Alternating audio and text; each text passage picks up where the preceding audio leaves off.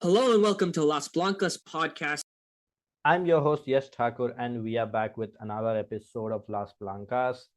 Once again, with a postponed game that we have to take care of because there were multiple of them in the first half of the season.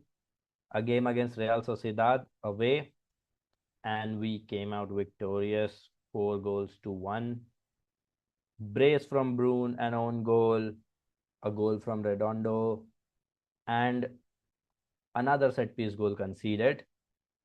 And we are going to discuss all of that because this game there was a lot of talk about how uh, negative our approach was. The crowd was really into the game towards the end as well, and a certain update about one of about the future of one of our players.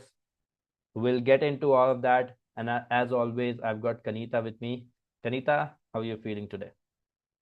So this was our first game away from Madrid in 2025.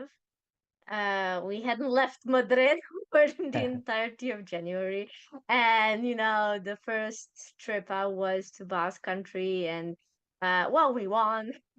And even though the results might not show it, it was a really frustrating game. Like it was such an annoying approach. Real Sociedad also helped in that as well. But you know what? As one of the luckiest teams I've ever seen in history of football, I don't know, it like for years, whenever I'd watch Real Sociedad, I just this is a lucky team, like always. I'm like, oh my god, finally that their luck runs out in the game against Real Madrid, and it was like anti-luck literally because somehow we in like especially in the second half we had to get on them through counter attack. So yeah, listen, that was good to see. Their luck running out against us, and their luck annoys me sometimes. Just so you know, they're third place, just behind us. And yeah. Yeah, I mean, last season was again like this is a side that has some really talented players, and some of them overperformed a lot under the previous manager. And I think those talented players, they are talented, but like some of them were overperforming a lot in the previous season. Amayur was having a splendid, like, out of the world season. Nerea was scoring every game from outside the box. And I think like that was always going to stop. That wasn't going to be uh, the norm. But I think they still have got some really good youngsters as well. Lucia, our former player, plays there now. Has gone back there. Then they have Mirari, who plays as a striker, who is really really good. Watched her in couple of the youth tournaments. She's really talented. So they have the tools, but I think this game, the way we approached it, especially after taking an early lead, uh, I think it was.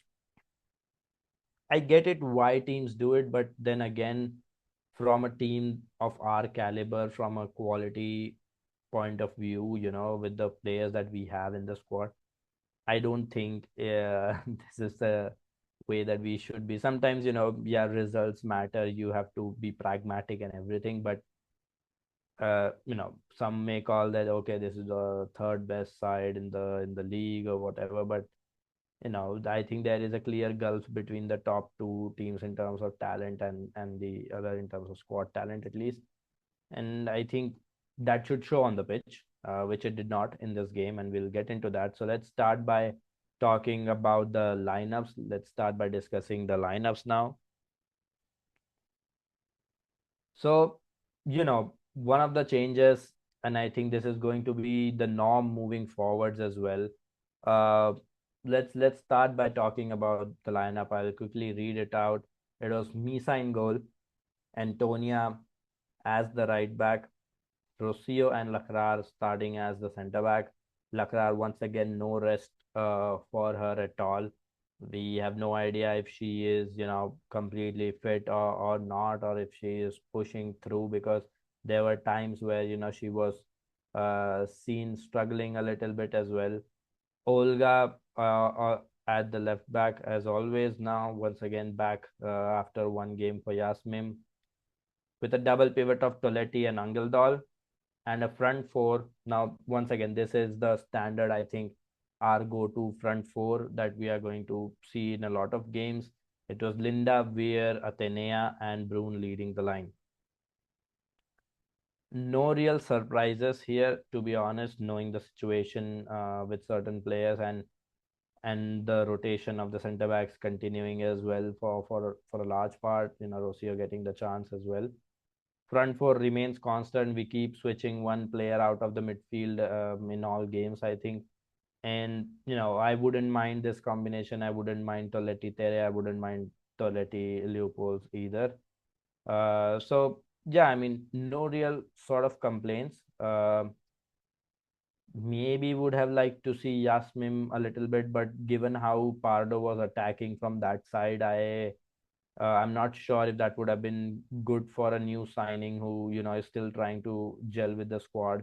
A bad performance here could have done a lot of damage to her confidence, and I think I was happy with the squad. I was happy with the lineup. There wasn't much except for maybe resting Lacrar a little bit. She can get that rest, but yeah, apart from that, no real complaints. What about you? Yeah, so this graphic is a bit different from what I posted before the game on Twitter. Yeah, Because well, the standard thing is to actually put Linda on the left and Tanya on the right. I had this itchy feeling that they might switch, and they did switch. So it was like this: Tanya on the left, Linda on the right, which did affect uh, the attack as well, like with Linda and Angel on the right instead of on the left with Olga, which we time and time again talked about how together with Weir they understand each other, and the left side just works well. But this was a bit of a different approach here. We've bit switched, and about Lacra, the girl doesn't get any rest. I don't know. Like there were a couple of times in this game as well that she was struggling, and he also subbed off Rocio towards the end. Like if you're gonna sub off a center back, maybe sub off Lacra. I don't know why she started it. Like I don't know. Like we said how it's weird that she first got back against Eibar, well, in the Super Cup after getting injured against Eibar, and then starting since then, since getting injured, it's like nothing happened. But it's obvious something is bothering her. yeah, um on her performance it doesn't really directly affect her performance. She still defends great. But she's still our best defender. But rest her. You can't risk losing Lacra, just yeah. for a game. Just bench her for a game. I don't know. It's pissing me off. Another thing that's pissing me off is the right back situation. We'll get to that later. But the constant switching and the absence for I don't know, weeks of Oihane, and it's just it's really annoying. It's really pissing me off. I don't know. I don't even know what his idea was here. So yeah, these are my thoughts. I think the switch for Linda and Angeldal operating on that side was to sort of keep the right hand side of the attack alive. Because we have discussed this before. Antonia isn't the most offensive minded fullback.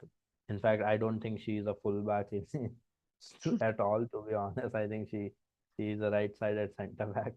But yeah, if you are going to play her, and I think again, attacking wise, I did not see much from her. Yes, she was going slightly forward, but as soon as somebody played her through, or she went on the overlap, she had no clue. She just passed the ball back, and then we were trying to build something from there. But Yeah, I mean, I think that was the reason because Linda and Angeldal are sort of players who can try to link with the fullback a lot more. We already know Athenea and Olga and Weir would have that synergy because Olga loves to bomb forwards and everything. But yeah, I mean, I think that was one of the reasons. But yeah, let's get into the game. So first of all, like the thing that I would like to point out and that absolutely bamboozled me when I turned on the stream because I was 4 minutes late into the game, and I turned on the stream. I catch Bruin scoring, and I'm like, oh great, we have an early lead, like that's good. But I don't know that what was up with what was up with that song. I have Yeah, it no idea. showed 1-0 for Real Sociedad that Francis scored. Yeah, Francis, I'm like, am I tripping? Am I watching the highlights of certain game, a previous meeting of ours? And I'm like, and that stayed 1-0. And you could hear the commentator saying an early lead for Real Madrid away from home. And I was like, bro, the score reads 1-0. Who is right here? They kept Yeah, it showing the went on replay as for well. like a minute. Yeah, it was. And then it completely flipped that score line. It was so funny. I don't know who was operating those graphics in the production, but I'm pretty sure they would have gotten a big hearing for that. But it was really funny. And for a moment, I was genuinely confused that I'm watching the wrong stream. Like I'm not kidding. Maybe Dazon just hates us and they are like, okay, you'll have to score 2 goals to get one. Those weird FIFA rules that have every 2 goal counts for one or something like that. But yeah, it was very weird. I have no idea what was going on there, and because I was late, I was 4 minutes late into stream. I was genuinely confused. I was like, is this correct? because because the way, I'll tell you another reason that I did not believe it is because we immediately started playing negative. I'm like, we have scored, why are we playing like this? Yeah. Is it Real Sociedad who has scored? Am I tripping here? But yeah, I mean, it was a weird thing. Yeah, the Sun and Liga F, yeah, just pure chaos, honestly. Both of them, Yeah, and then when you combine them, it cannot be football, it's Liga F. yes. Yeah. But yeah, that is what brings me to the next point where my reason for confusion, because we scored in the fifth minute, we took an early lead. We in fact doubled our lead inside like 30 minutes. When did we score our second goal? Inside, yeah, 27th minute or something. Yeah, And 2017. we are 2-0 up in 30 minutes. No, I get it. But that period between the first goal and the second goal, we were I don't understand what we were playing at that point. Like we had gone completely back. We were looking to defend that 1 goal lead that we got in the fifth minute. I get that game state, positive game state, teams in a positive game state usually tend to defend the lead, especially at 1-0. That is the norm across football. But with the team of our quality, I'm okay with defending a 1-0 lead, us trying to win via 1-0 lead, but not by conceding possession, but rather by controlling possession. We had such less possession between that first goal and second goal. We were playing completely on transition, and it wasn't a momentum thing because this continued the entire game. Like Yeah. the possession was shared at the end of it, but the entire first half after scoring second goal we again went further back. Like this is not right for a squad that has Linda Caicedo, Toletti, Lacrar, all these ball players, Caroline Weir, all these really really good ball players. And instantly after taking the lead, our first decision or the first step after that is to concede possession and defend with our lives for a lead that we got in the fifth minute, instead of trying to double the lead. I get it, trying to win 1-0, trying to keep a clean sheet and everything. but not like this. Like, you have to control the ball. We kept giving away possession. We had no clue how to build up. Our build up was going wide and then back, and we were pressed there and we lost the ball. So many turnovers in this game. And like, weirdly, the possession that we had, it was usually in our own third, and then we quickly moved forward in transition situations and tried to attack. It was a very, it was, we are not a mid-table club, like, we are a squad that is built with a vision to sort of go and challenge for the titles. We are here to challenge for the titles, to reach finals of every tournament we play in, and try to win trophies. Like, we are easily the second best squad in the league after Barcelona. Like, there is no comparison. We can't be playing like we are the bottom half team and we are lucky to take a 1 goal lead away to Real Sociedad. Real Sociedad in the past are a side that concede a lot of goals. Last season they conceded some 50 plus goals, you know. So Yeah. they aren't known to be the most defensively solid side or anything like that. Like, they do concede a lot. I mean, this was a very this negative approach was very, like, it got to me after. I'm like, what are we doing? What is our identity? What about you? What did you make of that whole period between the first and the second goal, and then the whole thing where we were in lead? think I think we channeled our inner A-bar.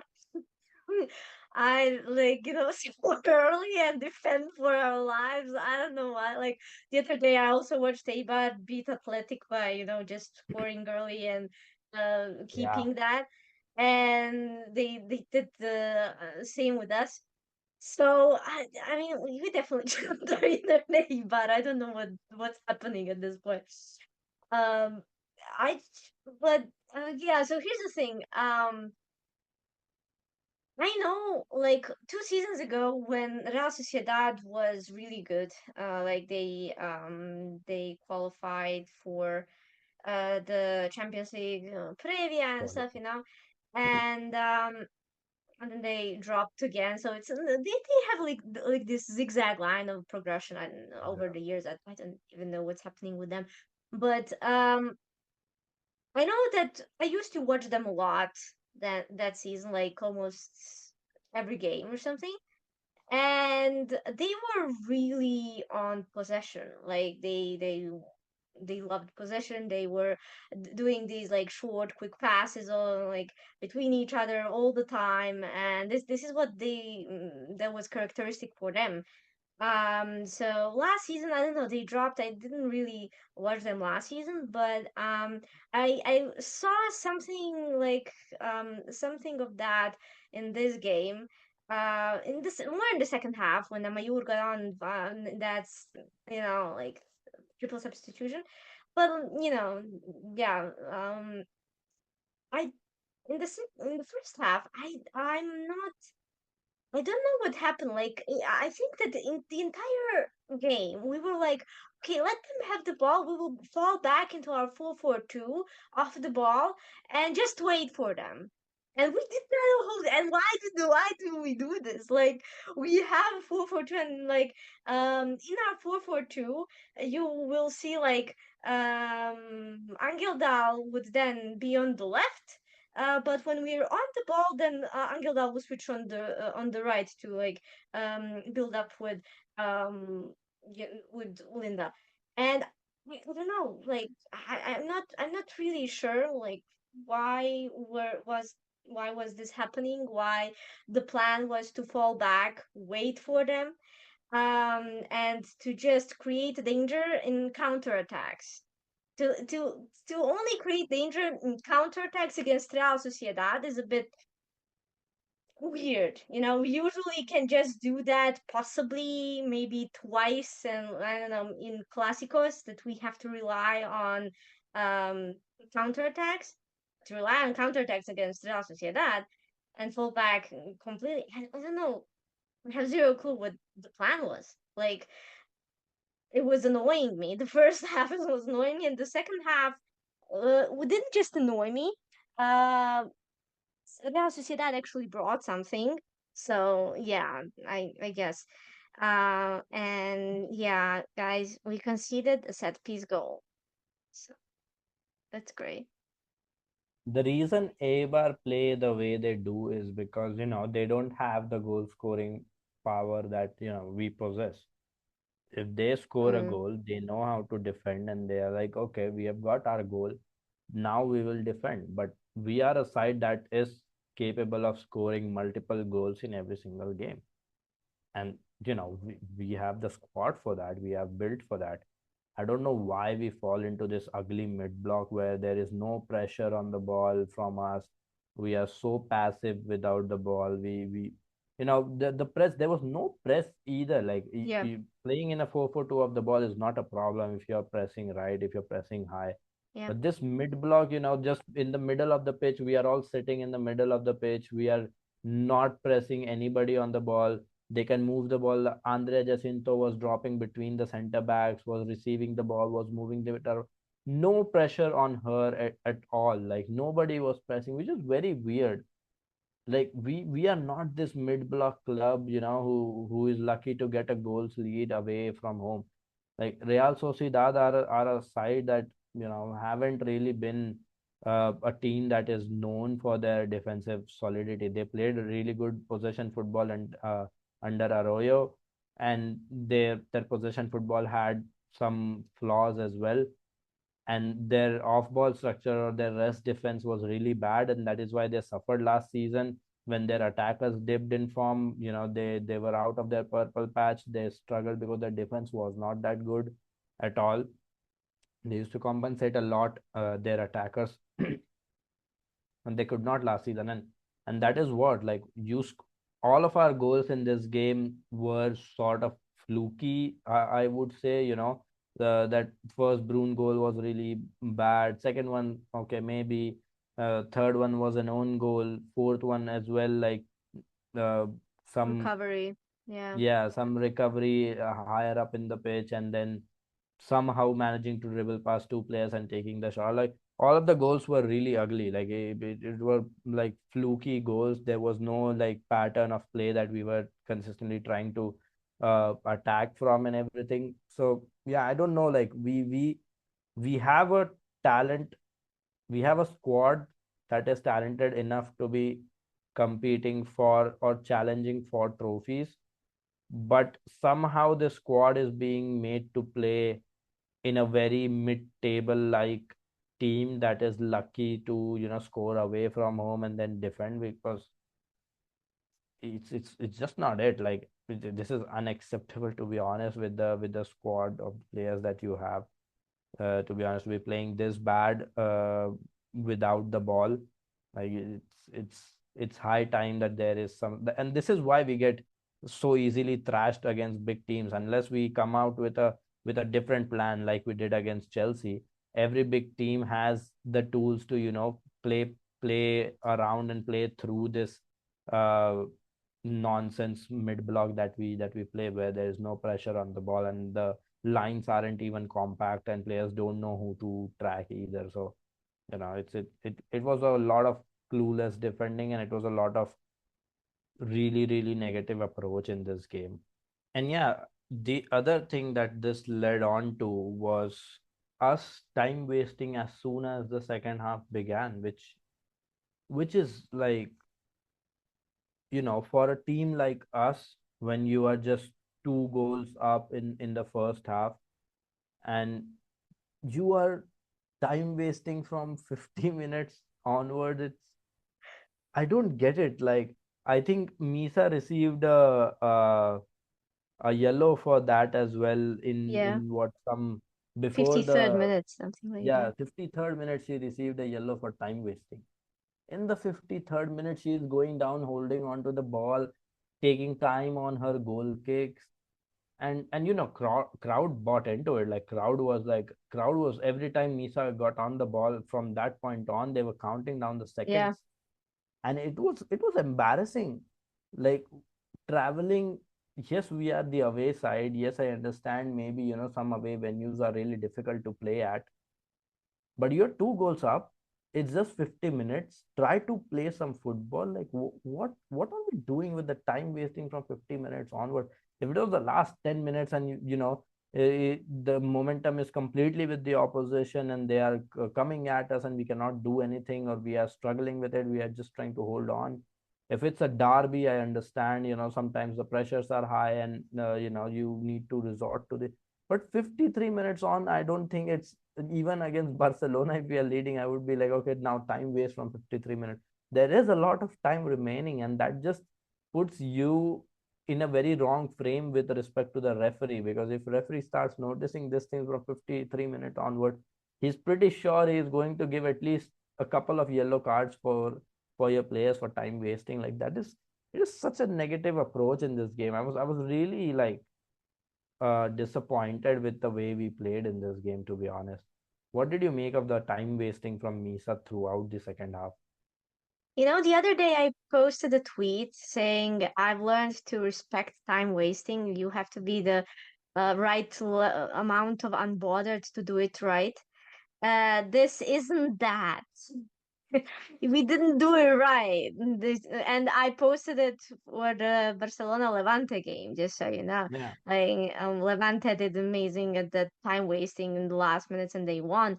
So, but this is not how you time waste. Like, it's so not noticeable and so long. Like, for almost the entirety of the second half. Like, I don't know. And yeah, later on, after that yellow card, every time Misa got the ball, yeah, audience started um counting up. And at some point they got to like 11, 12, I think. I Yeah, heard. they got. So yeah, and it's embarrassing, just embarrassing. I don't When know. you're playing against a team like Barcelona or Lyon, and you have a one goal lead in the final 15 minutes, in the final 20 minutes, and then you start doing this, like, fine, okay, yeah, we have got the result. It's away from home. We are playing away to Lyon, and we are playing away to Barcelona, and at their home we have a two-goal lead, and we just have 20 more minutes. You waste time, like, completely fine. When Eibar, if Eibar would have done that against us, if Eibar did that, I'm fine. It's a big thing for them, because scoring that one goal was probably what they were looking for, and now they are going to try to defend that, because Mm. they don't have the prowess to probably go and score multiple goals against our side. So they got one opportunity, they seized onto it, and now they are trying to maximize that. Whereas in our case, we have an attacking quartet of all internationals who who are very much capable of scoring multiple goals in the same game themselves, like, all alone. And as a unit, we are capable. We average over 2 goals. Like, we are capable of scoring multiple goals against any opponent, except Barcelona, maybe, because we haven't scored against them. But against every other opponent, we can score multiple goals, and we should be scoring multiple goals with the squad like ours. But this is what we have to resort to from 50 minutes onwards. I don't know what instructions were given in at halftime, that we were wasting time from 53 minutes on. It's stupid. Like, it's stupid. We are not a mid-table club. We have to act like it. Do you see men's side when they are facing a bottom of the table team, and we are 1-0 up in the 50 minute, 2-0 up in the 50 minute, and we go back, and there will be whistles all around. Yeah. If it's at Bernabeu, or if it's anywhere else, the crowd will be like, "What are these guys doing?" It will be a big talking point, and I think that should be the case with the women's team as well. Like, this is a really, really, really talented squad. Like, we can't kid ourselves and say that this, yes, this squad is not perfect, but this squad is really good. Like, it's Mm. easily the second most talented squad in the league, and we are playing this. Fucking stupid. Honestly, like, it's really, really stupid. And yeah, then what happened? We are 3 goals up, and then we concede, and we concede from a thing that has troubled us ever since our inception, and I think it will keep troubling us till eternity. Set pieces. What do you have to say of that? For those who didn't watch Toril's press conference after the Super Cup final against Barcelona, um, he said something like, um, I'm not looking at the set piece goal we conceded because they're not from open play. So, guys, set piece goals don't count. I don't know, like the scoreline is lying to us every time we concede from a set piece. They don't count. They're not from open play. Toril said it. So yeah, I mean, it makes so much sense because nothing has changed with the set piece defending for years. And he said something that actually explains this. So yeah, I just have to say this. Set piece goals are not real goals, guys. To everyone watching this, set piece goals are not real goals. You heard it from the horse's mouth, and the horse here is Toril, I guess. But yeah, I mean, honestly, like it's embarrassing at this point. Every set piece that we concede, whether it's a corner, whether it's a free kick, I'm always worried that this will be the one that we will concede from, because no matter how good our individual defenders are, no matter how good our center back pairing is, the first few games, where we kept where we kept three clean sheets at the start, back to back clean sheets, and we were like, okay, maybe defensive improvement. I think a lot of that was the individuals defending themselves, but Mm. then from that point on, we have seen that the lack of structure has seeped into it. Players have no clue. We do zonal marking, which is really bad.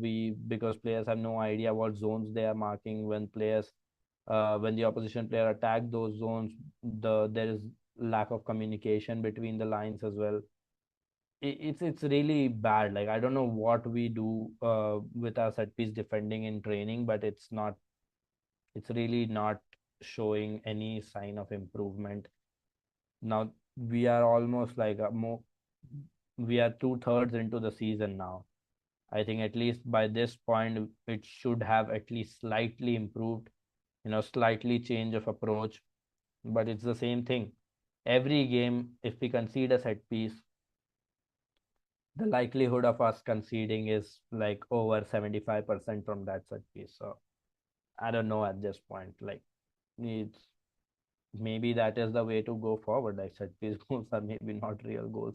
Tell yourself that and move on, I guess. Delusion. Yeah, how do you stay happy? And I think delusion is the answer. That is how you have to cope with the goals that you concede, I guess, from set pieces. But yeah, apart from that, I think one player reached a landmark in this game. Athenea reached the 150 mark now. She just a few weeks back she was 100 league games, and now she has reached 150 marks in all competitions.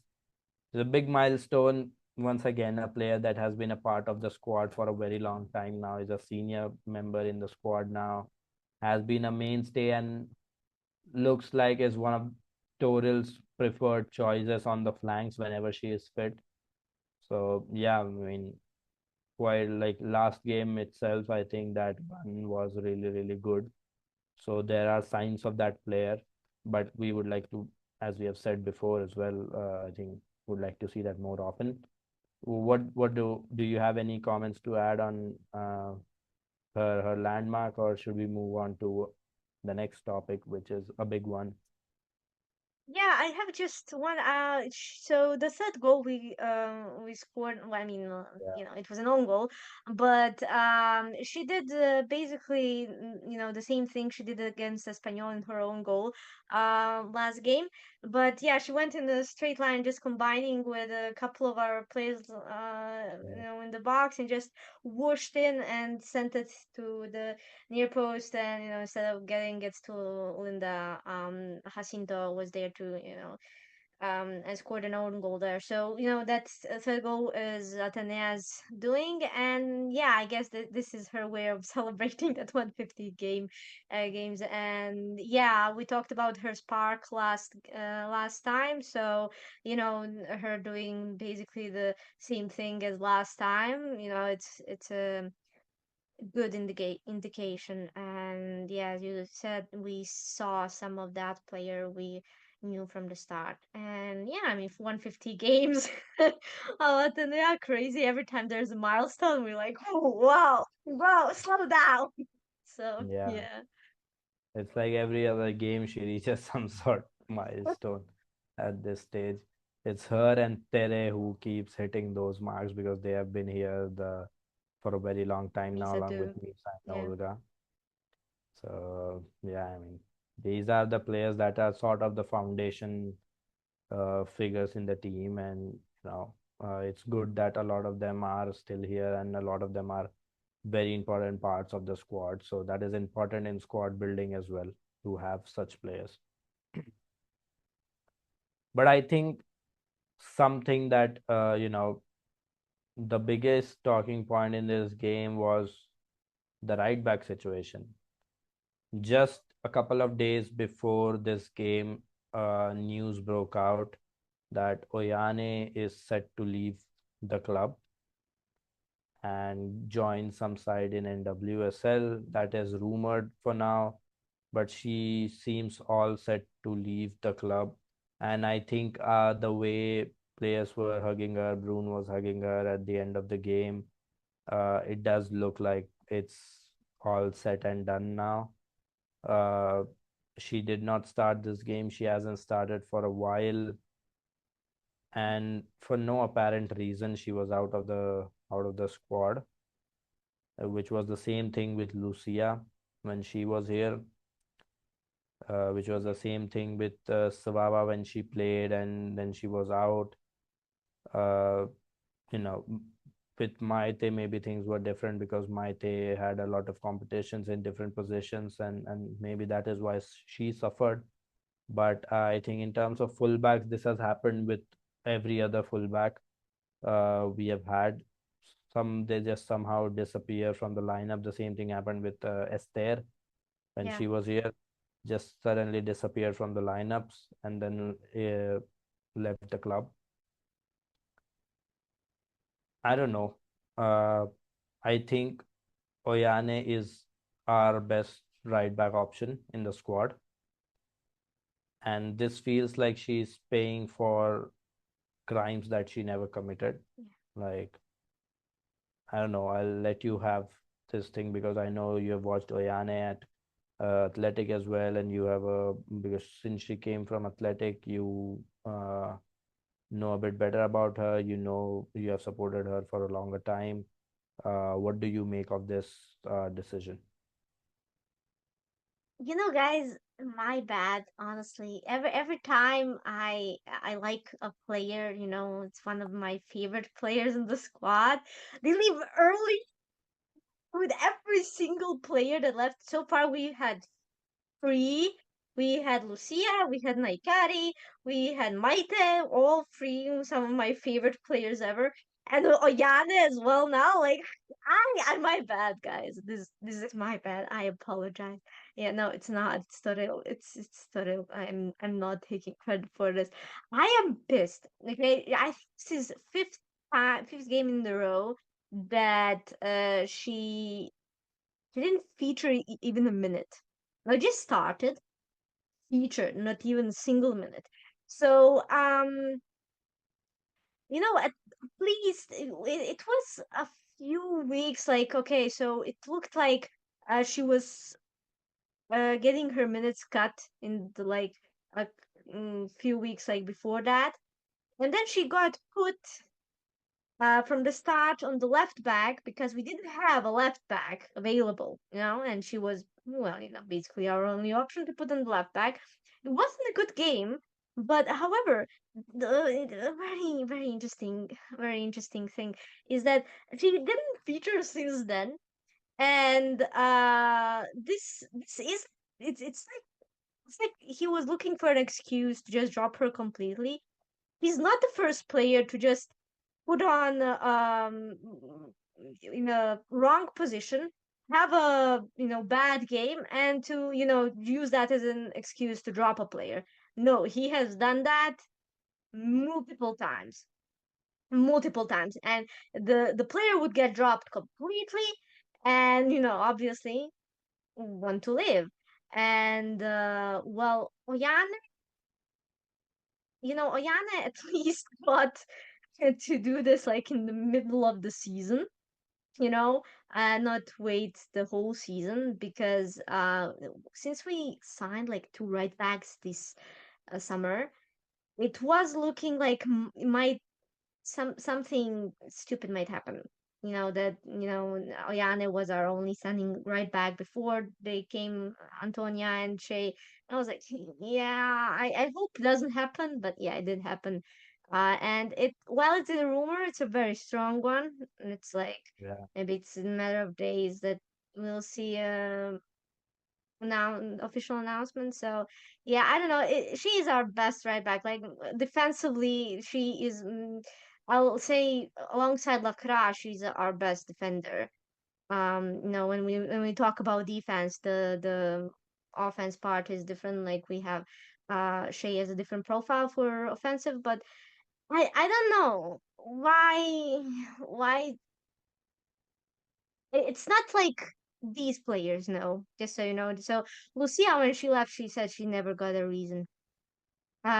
She just got dropped and said same with Naikari. She said same thing. She asked for a reason, nothing. So listen, these players when they get dropped and we ask what's the reason, there isn't a reason. They don't get a reason.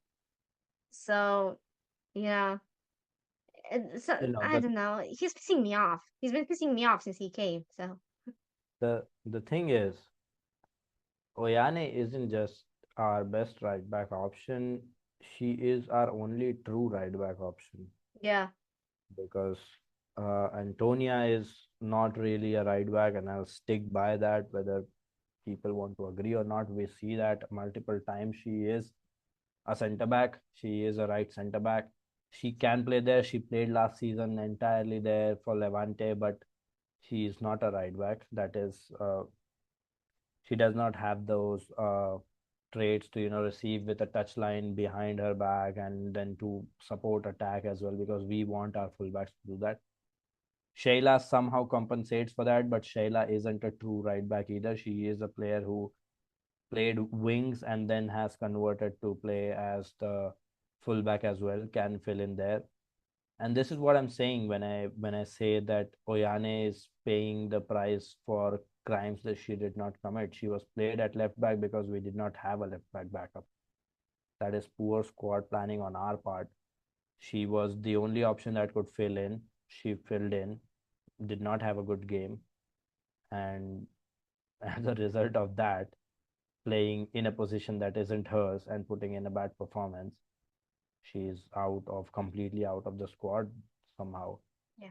which is very surprising, honestly. And when the season began, when we were talking about Savava leaving, I was like, we are making a mistake. Savava has to be in the squad because not only does she offer us uh, a backup at left back, or maybe a first choice left back, she also is capable of playing the left center back role, which she did a couple of times when we switched in game to back three. She is currently in Lyon. She is the leading assist provider in the league. But yeah, you can say that Lyon are the dominant force. The other teams might not be that good and whatever, whatever. But she is picking up assists on the regular. She's putting great crosses, which Brune would have benefited from a lot here. I don't know what is it with our fullback position in the squad, but somehow this is a position that we have always recruited weirdly, that we have always not been able to manage properly. Yeah. And that continues because I think losing Oihane here right before the Champions League and everything begins. We are about to be drawn on the 7th. Tomorrow there will be I think a draw on the 7th. Today it's the 5th, sorry, it's 6th here when we are recording this. But yeah, on the 7th there will be a draw and we'll find out who we face, and we will be going in those games with not a natural right back. We have two right backs who are very different in their approaches. If you want to, like, Oihane combined those. Oihane was good defensively and better in attack than Antonia, slightly lesser than Shayla, but better in defense than Shayla. So she brought the best of both worlds, and whenever Oihane played, you were almost guaranteed that you would get a 7.5 performance at every cost. Like in every situation, she would at least deliver a 7.5, and beyond that, she can go as like a really good performance, would be a really solid defending performance and also contributing in attack. So she had that upside, and she was a really consistent player in the squad. And like it's a baffling decision that she is having to leave the team. But yeah, I mean, it does look likely, because with the way players were reacting to her, or embracing her towards the end of this game, it looks like it's a done deal, and it's a matter of days before it's announced. So yeah, I mean, it's disappointing the way it's coming to an end, but yeah, I mean, what can we do? I think it's the wrong decision, but yeah. Yeah. So yeah, I don't think there is any MVP, but if I force you to choose one, who would you pick? Now, why the hell not Groen because of the Yeah, brace? exactly. That is what my thinking was as well. Yeah. No player really stood out in terms of individual performance, to be honest to me. But Bruin, she got two goals, even though like they were not the prettiest of goals, but she is always there in the box. She's always there Yeah. as the focal point in attack, where from either wings we can attack and we can put the ball in. We know Bruin is somewhere there and trying to make things happen. So yeah, brace for her, and I think she is the player of the match for this game. All right, that brings us to the end of this pod. As I said, seventh there will be a draw, and based on the draw, we will try to put out a short video maybe for you guys discussing the entire draw, our opponents, and let's see who we come up against. Hopefully, it's Arsenal. Honestly, that is what I am hoping for. But again, they are also starting to look really, really good again under Rene. And if we play like this, it's gonna be a long night with the way they attack. Now they have Chloe Kelly as well in the attack, so it's gonna be a long night there too. But let's see who we come up against. It's going to be Tonight. a challenge either way. It's going to be a Tonight. challenge either way. Yeah. Let's see what happens in the draw. And for now, this is it from our side. Thank you for listening to us. Your support on the first video was really nice, and hopefully, you keep supporting us. Please, if you have any friends that love Real Madrid as well and would like to listen to a pod solely focused on the women's side, we will be doing a lot more, some general WOSO talks as well as the season progresses, and there's international break and everything. We'll be doing a couple of those as well. So if you have any women's football friends, please share it with them. It's free to subscribe to us. It helps us as well, and it motivates us to sort of keep doing this. But yeah, thank you for all the support. Thank you for listening to us, and until next time, Hala Madrid. Ala Madrid.